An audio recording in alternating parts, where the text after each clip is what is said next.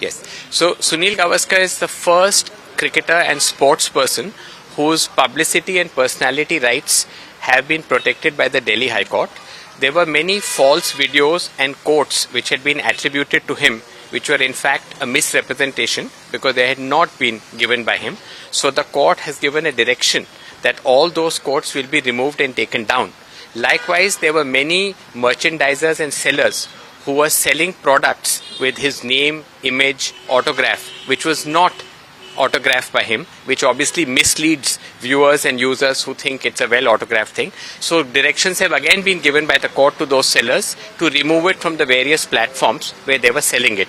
So in this manner, a person's personality, his rights, his images cannot be unauthorizedly used without their express permission, and this is similar to what other celebrities from the world of films have done. दलीलें ये थी कि एक तो सुनील गावस्कर जी जो है वो commentator भी हैं और he is a well known personality, तो उनके लिए केस फाइल करा गया था कि उनकी पर्सनालिटी राइट्स जो हैं वो प्रोटेक्टेड रहें।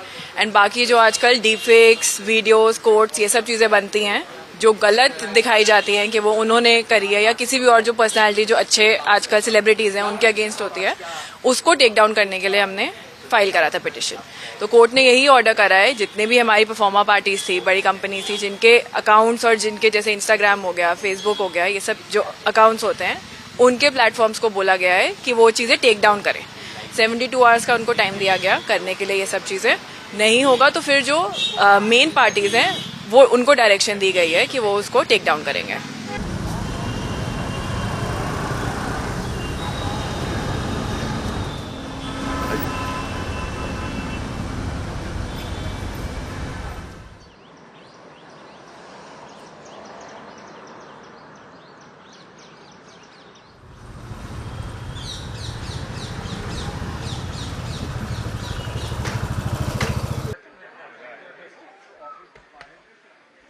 Young as ever. Hair color लगाओ।